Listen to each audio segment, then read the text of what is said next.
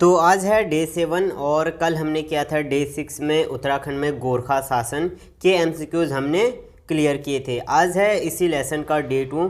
तो चलिए बिना देरी के आज की वीडियो की शुरुआत करते हैं। तो hello everyone, welcome back to channel. तो कैसे हैं आप लोग? आशा है बहुत अच्छे होंगे।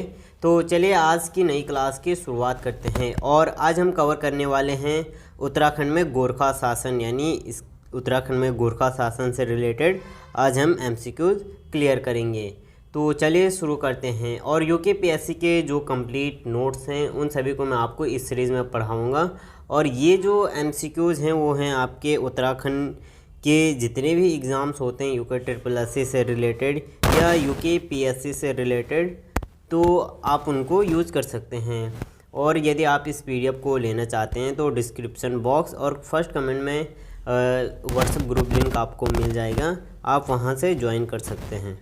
पहला एमसीक्यू है आप लोगों के लिए, गोरखाकालीन नैथड़ा किला कहाँ है? ऑप्शन ए है देहरादून, अल्मोड़ा, पिथौरागढ़ और नैनीताल। तो आपका इसमें जो सही आंसर है वो है आपका ऑप्शन नंबर बी, अल्मोड़ा में गोरखाकालीन नैथड़ा का किला, यानी जो गोरखा लोग आए थे उनके समय का जो किला है नैथड़ा किला, वो कहाँ है? तो वो है आपका अल्मोड़ा जिले में।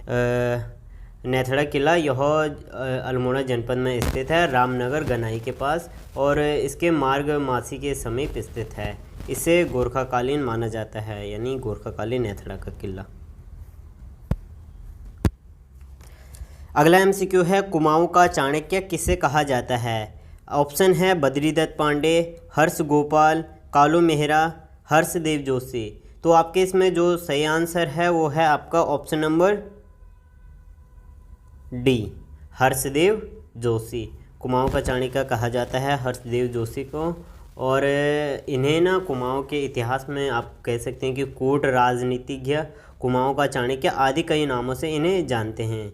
और इनके जो अन्य नाम हैं वो हैं कुमाऊं का शिवाजी, आपको स्क्रीन पर दिख रहे होंगे, कुमाऊं का शिवाजी और कुमाऊं का चाणक्य, तथा इन्हें किंग मेकर भी कहते हैं। कुमाऊं का चाणक्य, कुमाऊं का शिवाजी और किंग मेकर। बाकी एटकिंसन जो थे इतिहासकार, उन्होंने इन्हें कहा था कि स्वार्थपूर्ण देशद्रोही कहा था इनको। किसको? हर्षदेव जोशी को। ये अगला एमसीक्यू है, एटकिंसन ने हर्षदेव जोशी को कौन सी उपाधि दी थी? चाणक्य, शिवाजी, देशद्रोही और इनमें से कोई नहीं। तो मैंने आपको ऊपर बता दिया था सेकंड क्वेश्चन में। तो आपका जो सही आंसर है इसमें वो है देशद्रोही। Option number C is right answer. Atkinson ने हर्षदेव जोशी को कौन सी उपाधि दी थी? तो देशद्रोही उपाधि उन्होंने दी थी, या हम कह सकते हैं कि स्वार्थपूर्ण देशद्रोही उन्होंने कहा था। अगला एमसीक्यू है, गोरखाओं की आय का प्रमुख स्रोत क्या था? मांग कर, भू राजस्व कर, कुशही कर और तिमारी कर। तो आपका इसमें जो सही आंसर है वो है भूकर। Option number B is your right answer. गोरखाओं की आय का प्रमुख स्रोत था भू राजस्व कर। तो अभी तक आप लोगों ने हमारा चैनल सब्सक्राइब नहीं किया तो सब्सक्राइब कर दीजिए और वीडियो को लाइक कर दीजिए तथा बेल आइकन को प्रेस करके ऑल नोटिफिकेशन पर क्लिक कीजिए। बाकी सब्सक्राइब तो बिल्कुल भी ना भूलें सब्सक्राइब करना। और आपका अगला एमसीक्यू है इसमें, कुमाऊं का प्रथम गोरखा सूबेदार कौन था? काजी नरसिंह, अमर सिंह थापा, बाम शाह और जोगामल शाह। तो इसमें जो आपका सही आंसर है वो है आपका option number D, Jogamal Shah. Kumaon का प्रथम गोरखा सूबेदार था जोगामल शाह। कुमाऊं पर गोरखाओं के अधिकार के बाद प्रथम गोरखा सूबेदार, या आप कह सकते हैं कि सूबा जोगामल शाह को नियुक्त किया गया था। अगला एमसीक्यू है, गंगोत्री स्थित गंगा माता मंदिर की स्थापना किसने की थी? अमर सिंह थापा, रण बहादुर शाह, जगजीत पांडे, गीवर्ण युद्ध विक्रम शाह।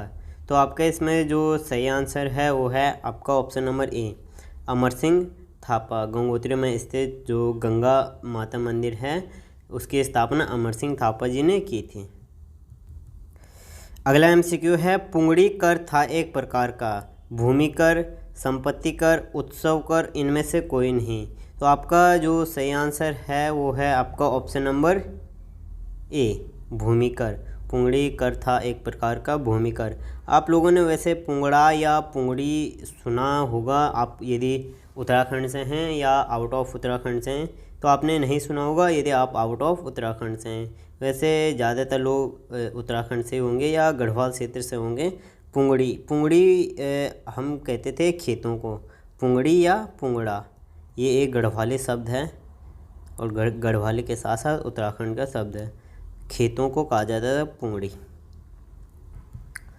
अगला एमसीक्यू है, मंगल की रात घटनाक्रम किस गोरखा सूबेदार के समय हुए?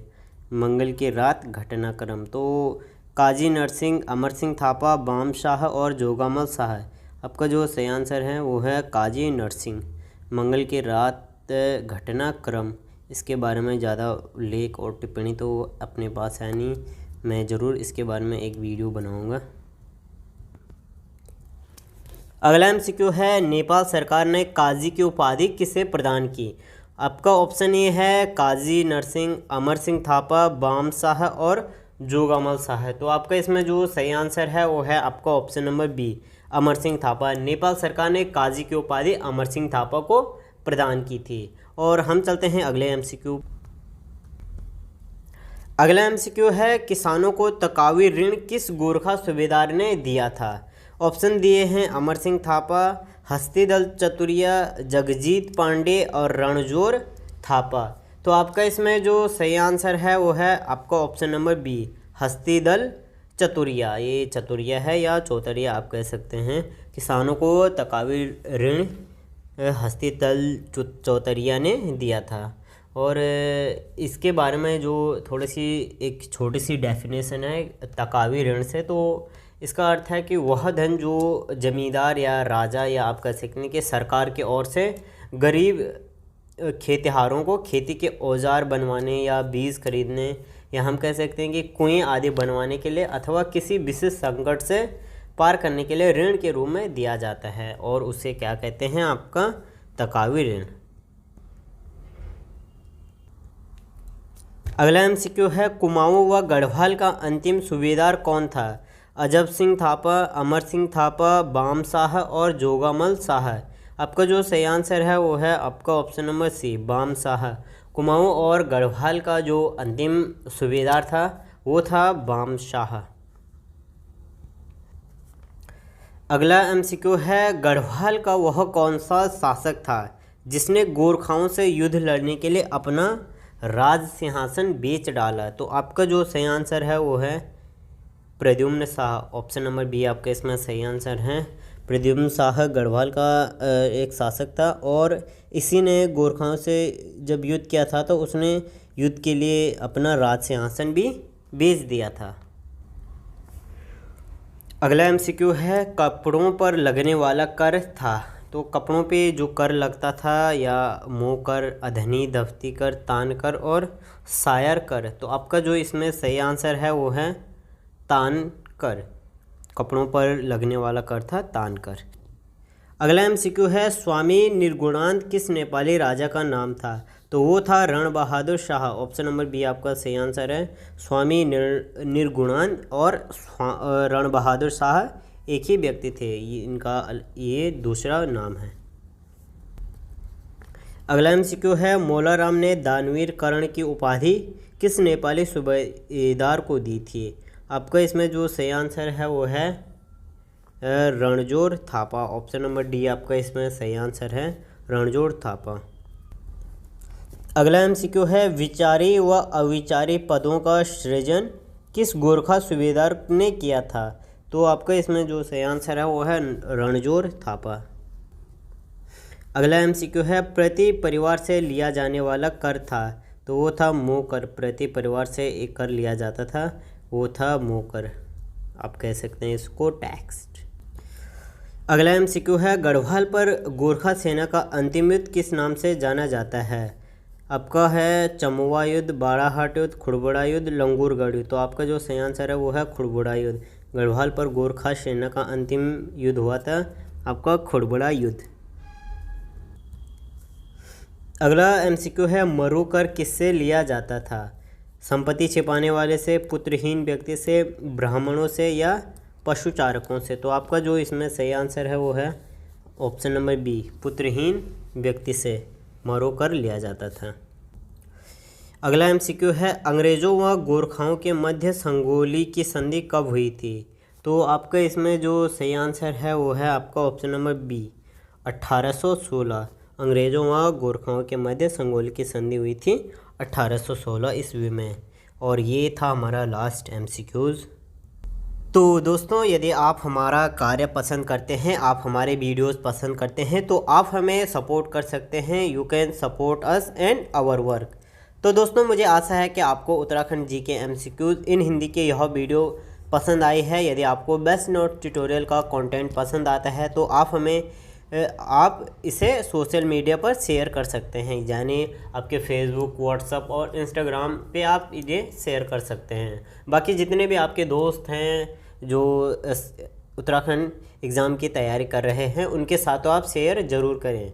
तो मिलते हैं हम कल इसी समय 7:30 या 8 बजे। Thank you for watching. Stay connected, stay blessed.